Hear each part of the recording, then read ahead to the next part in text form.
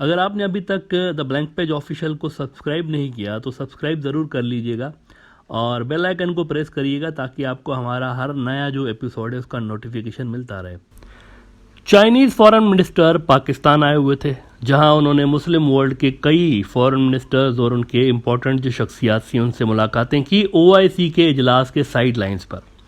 अच्छा, ये जो मैं कहता रहता हूँ ब्रॉडर व्यू में, 1-1.5 साल से मैं ये कह रहा हूँ कि ये जो एक सो कॉल्ड टर्म ईजाद हुआ था वेस्ट के अंदर और अमेरिका के अंदर, रेडिकल इस्लामाइजेशन, इसकी तशरीह कुछ यूँ थी कि जो मुसलमान अमेरिका और वेस्ट की आइडियोलॉजी को, उनके नज़रियात को सही समझते थे वो मॉडरेट मुसलमान थे, और जो उनको गलत समझते थे और अपने जो मुस्लिम उनकी एक आइडियोलॉजी थी उसको सही समझते थे तो वो रेडिकल इस्लामाइजेशन के ज़ुमरे में आते थे, उस सर्कल में आते थे उनके बकौल। लेकिन अब आप देख रहे होंगे कि पिछले कुछ अरसे से रेडिकल इस्लामाइजेशन का नाम ही यूज़ नहीं हो रहा वहाँ की मीडिया के अंदर और अमेरिका के अंदर नहीं हो रहा, बल्कि एक नई अटैम्प्ट वहाँ पर स्टार्ट हो गई है मुस्लिम दुनिया को खुश करने की। लेकिन इसके साथ ही चाइना को भी अगर आप देखें तो वहाँ पे भी आपको एक चीज़ नज़र आती है कि चाइना भी मुस्लिम दुनिया के साथ इस वक्त अपने रिलेशंस मज़ीद बेहतर बनाने के लिए काम कर रहा है। आपको ये जानकर हैरत होगी कि कोई 400 अरब डॉलर्स के मंसूबे इस वक्त चल रहे हैं चाइना के। दुनिया भर के मुसलमान मुल्क जो है ना उनके अंदर 400 billion dollars, which is a huge amount. लेकिन पाकिस्तान से फिर सीधा चाइनीज़ वज़ीर ख़ारजा लैंड हुए हैं कहाँ पे? Afghanistan. Now this was a sudden visit, ये एक शेड्यूल्ड विजिट नहीं था, अचानक से वो पहुँचे, सरप्राइज विजिट था उनका। पहला ये उनका दौरा है अफ़गानिस्तान का। जब से वहाँ पर तालिबान की सरकार आई है, अफ़गान तालिबान की, तो पहली बार चाइनीज़ फॉरेन मिनिस्टर वहाँ पर पहुँचे हैं। अफ़गान तालिबान के फॉरेन मिनिस्टर के साथ कुछ ही घंटे पहले चाइनीज़ फॉरेन मिनिस्टर की मीटिंग हुई है और अगले हफ्ते चाइना के अंदर अफ़गानिस्तान पे एक बहुत ही इम्पॉर्टेंट कॉन्फ्रेंस होने वाली है जिसके अंदर अफ़गानिस्तान के सारे नेबर्स शामिल होंगे। अफ़गानिस्तान का देखें, चाइना के साथ कोई लंबा चौड़ा बॉर्डर नहीं है, सिर्फ 76 किलोमीटर का बॉर्डर लगता है अफ़गानिस्तान के साथ चाइना का। सिर्फ जो वाखान की पट्टी ये देख रहे हैं ना आप, ये वाखान कॉरिडोर है। ये असल में कॉरिडोर जो है अंग्रेज़ों ने बनाया था, ब्रिटिश इंडिया वहाँ पे जो था उन्होंने बनाया था। असल में उन्होंने बनाया इसलिए था कि ब्रिटिश इंडिया चाहता था कि उनके बीच और सोवियत यूनियन के बीच डायरेक्ट बॉर्डर ना हो, वरना ये लड़ेंगे आपस में। इनके ताल्लुकात काफ़ी ख़राब थे सोवियत यूनियन और ब्रिटिशर्स के, तो बॉर्डर्स ना मिले ब्रिटिश इंडिया के और इनके, तो इस वजह से उन्होंने अफ़गानिस्तान को कहा था कि ये बफ़र आप रख लें ताकि हमारे और सोवियत के बीच में एक बफ़र जोन आप बने रहें अफ़गानिस्तान, तो इसीलिए उन्होंने ये बनाया था। नाउ ये एक इंटरेस्टिंग डेवलपमेंट है कि चाइना OIC के अंदर guest of honour, chief guest की सूरत में आता है। मुस्लिम वर्ल्ड का सबसे बड़ा इन्वेस्टर चाइना बन के उभरता है। कश्मीर और फ़लस्तीन के इशू पे चाइना खुल के मुस्लिम वर्ल्ड के साथ प्रिंसिपल स्टांस उनका जो है उनको सपोर्ट करता हुआ नज़र आता है। तो सवाल ये कि इसके पीछे रीज़न क्या है? चाइना मुस्लिम वर्ल्ड के इतना करीब क्यों हो रहा है? सोचने की बात है ना, क्यों हो रहे हैं ये? आप देखें कि चाइना का जो स्टेट मीडिया है वो भी आपको इराक, लीबिया, अफ़गानिस्तान, सीरिया, यहाँ पर अमरीकी चढ़ाई को क्रिटिसाइज़ करता हुआ नज़र आता है हमेशा। उनका जो स्टेट मीडिया, ख़ास तौर पर ग्लोबल टाइम्स, वक्तन फ़वक्तन वो इन इश्यूज़ को उठाता रहता है, फ़लस्तीन के इशू को और इन सारे इश्यूज़ को। तो क्या ये सिर्फ मुस्लिम दुनिया के साथ अपना जो असर है उनका चाइनीज़ का, उनको बढ़ाने के लिए चाइनीज़ ऐसा कर रहे हैं? This is a important question. क्या वो इसी वजह से कर रहे हैं?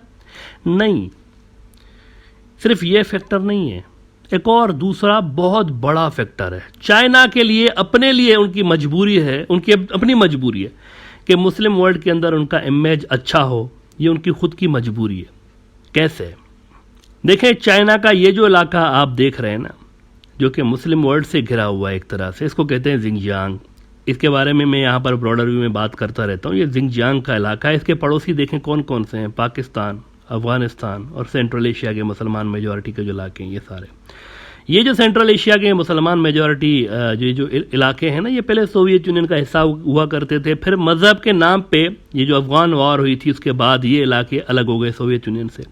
हालांकि इससे पहले अगर आप जाते हैं, सोवियत यूनियन से भी पहले अगर आप चले जाएँ, ज़ार रूस के ज़माने से भी पहले चले जाएँ, तो यहाँ पे एक अलग मुसलमान मुल्क हुआ करता था। तो ये जियोग्राफी है जिंगजियांग के इलाके की।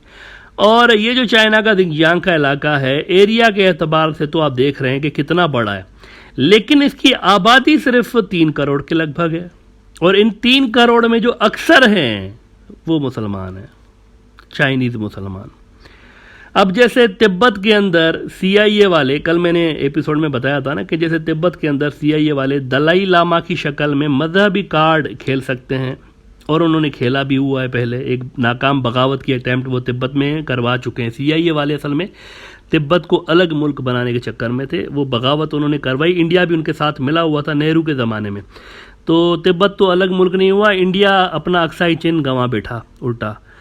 तो ये जो अटैम्प्ट है अमेरिकन दोबारा भी करवा सकते हैं, CIA वाले दोबारा करा सकते हैं मजहबी कार्ड प्ले करते हुए।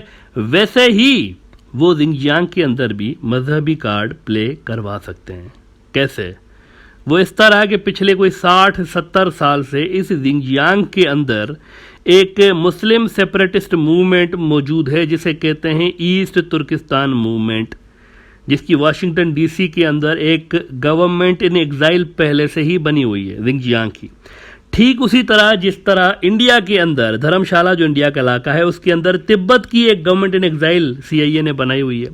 तो अमेरिका और वेस्ट के दिल में मुसलमानों के लिए ये जो अचानक से मोहब्बतें पैदा हो गई हैं ना, पहाड़, तितलियां, झील, नदियां, रोमांटिक गाने चल रहे हैं। पिछले 20 साल इन्होंने लाखों मुसलमान आप देखें कि सीरिया, मिडल ईस्ट और इनके अंदर, अफगानिस्तान के अंदर मारे, और अब जो है वो मोहब्बतें अचानक से पैदा हो गई हैं। वो मोहब्बतें असल में इसी ईस्ट तुर्किस्तान मूवमेंट की वजह से पैदा हो रही हैं। जिस तरह सोवियत यूनियन के खिलाफ मुस्लिम दुनिया को अमेरिका ने जमा किया था, मजहबी एतबार से सोवियत यूनियन को उन्होंने धपड़दूस करने के लिए मुसलमानों का इस्तेमाल किया था, वैसे ही अमेरिका इस बार चाइना के खिलाफ कुछ वही करने के चक्कर में है। मौजूदा जो सेंट्रल एशिया के मुसलमान मुल्क हैं ये सोवियत यूनियन का ही हिस्सा हुआ करते थे ना, वहाँ से ही निकाले हैं ना। कामयाब फार्मूला है, एक हिट फार्मूला है, पहले CIA वाले ऐसा कर चुके हैं। वही कुछ इस बार वो ईस्ट तुर्किस्तान मूवमेंट के जरिए चाइना के अंदर करने की ख्वाहिश रखते हैं। वो समझते हैं कि ये एक फॉल्ट लाइन है चाइना की, जिसको आराम के साथ एक्सप्लॉइट किया जा सकता है। लेकिन प्रॉब्लम ये है, एक बहुत बड़ा मसला है यहाँ पर जो कि अमेरिकन को शायद समझ में नहीं आ रहा, कि सोवियत यूनियन जो था उसकी अपने बहुत सारी उनकी गलतियाँ थी। उन्होंने अपने पड़ोसी मुल्कों के साथ, ख़ास तौर पर पाकिस्तान के साथ, एक हॉस्टाइल किस्म का उनका रवैया था।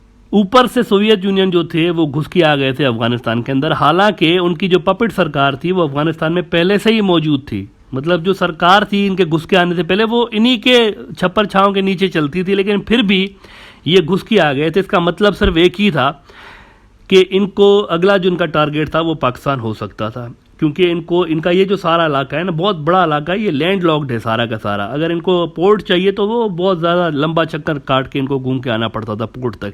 तो इनको नज़दीकी पोर्ट पाकिस्तान वाला था, तो पोर्ट्स तक रसाई के लिए इट वाज क्वाइट पॉसिबल कि इन्होंने ये जो फौज कशी की हुई थी, हालांकि सरकार इनकी थी, फिर भी ये फौजें लेके अंदर घुस गए थे बिकॉज ऑफ पाकिस्तान। उन्होंने अगला जो स्टॉप ओवर था इनका वो पाकिस्तान होना था, जिस वजह से फिर पाकिस्तान ने मुजाहिदीन बनाए। अच्छा, बहुत सारे लोग समझते हैं कि CIA ने मुजाहिदीन बनाए थे, लेकिन ऐसा नहीं है। मुजाहिदीन जो थे ये CIA के इस गेम के अंदर कूदने से बहुत पहले बन चुके थे। CIA वाले काफ़ी बाद में यहाँ पे कूदे हैं इस सारी जंग के अंदर, और फिर CIA इस काबिल हुआ कि ये रीजन जो था इसका मैप उन्होंने तब्दील कर दिया। अब भी अगर जिंगजियांग अलग हुआ तो आप देखें कि हो क्या सकता है। हो ये सकता है कि चाइना जो है ना, उनकी भी एक एक्सिस है समंदरों तक। ये भी देखें, चाइना के साथ भी वही प्रॉब्लम है, इनका ये इतना बड़ा इलाका लैंड लॉक्ड है। इनका आप देखें कि एक कोने से लेकर दूसरे कोने तक इनका एक पोर्ट है, कितना दूर है। तो ये एक बहुत ज़्यादा लॉजिस्टिक्स के इश्यूज़ और इवन ट्रेड के वक्त भी इनको बहुत ज़्यादा प्रॉब्लम्स हुआ करते हैं, जिसकी वजह से इन्होंने आप देखें कि ये एक CPEC नाम का मंसूबा पाकिस्तान के अंदर उन्होंने बनाया हुआ, जो कि बेसिकली उनको एक अल्टरनेट रास्ता समंदरों तक मुहैया करता है।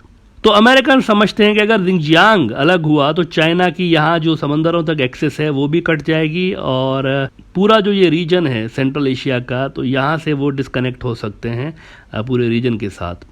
विच मीन्स इनको फिर साउथ चाइना सी और स्ट्रेट ऑफ मलाक्का पे ही रिलाई करना पड़ेगा, जो कि वॉर टाइम के अंदर सूटेबल ऑप्शन होगा नहीं, क्योंकि दर्जनों वहाँ पे अमेरिकी फौजी अड्डे हैं ऑलरेडी, वहाँ पे अमेरिकन बैठे हुए हैं, बहुत बड़ी तादाद में उनके फौजी हथियार वहाँ पर डिप्लॉयड हैं साउथ चाइना सी के अंदर।